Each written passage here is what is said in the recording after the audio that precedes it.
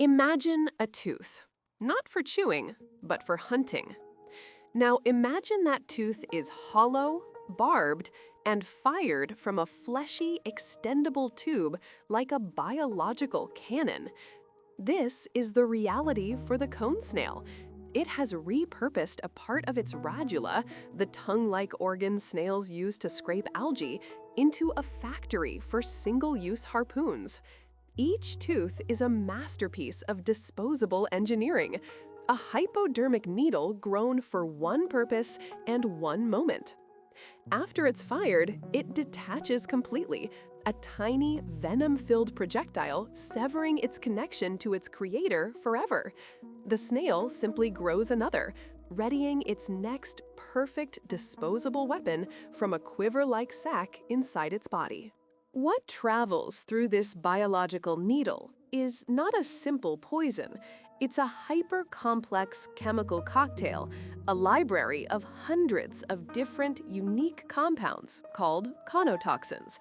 Think of it less like a single bullet and more like a sophisticated chemical weapon with multiple, simultaneous effects. Each species of cone snail, and there are over 800, has its own unique recipe, tailored over millions of years to its specific prey. Some hunt fish, others hunt worms, and some even hunt other snails.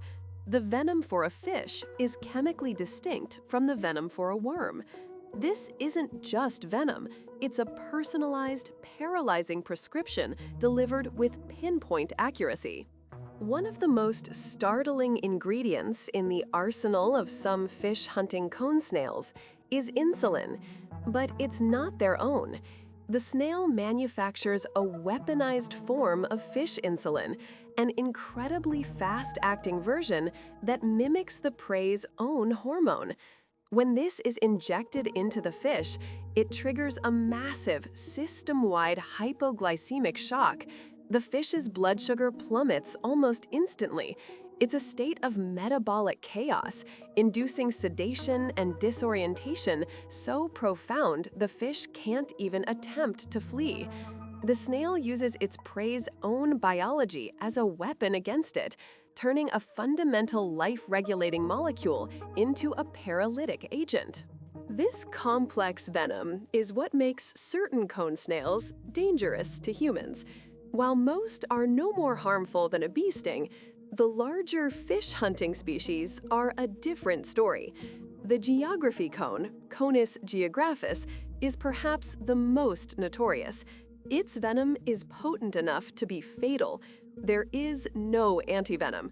Treatment is purely supportive, managing symptoms and hoping the body can metabolize the toxins before critical systems fail.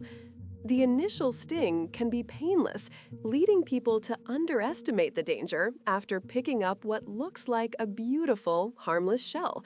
The paralysis can set in slowly, a creeping numbness that eventually affects respiratory muscles, which is what makes it so deadly.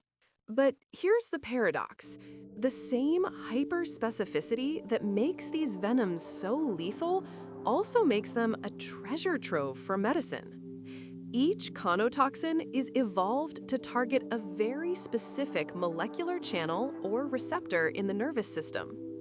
While the snail's cocktail targets dozens of these at once to cause catastrophic system failure, scientists can isolate a single compound that targets just one. Imagine having a set of keys that can open hundreds of different locks at once. Now imagine being able to isolate just one key for one specific lock. That's what pharmacologists are doing with conotoxins. They are disarming the cocktail to find individual molecules with powerful therapeutic potential. This isn't theoretical.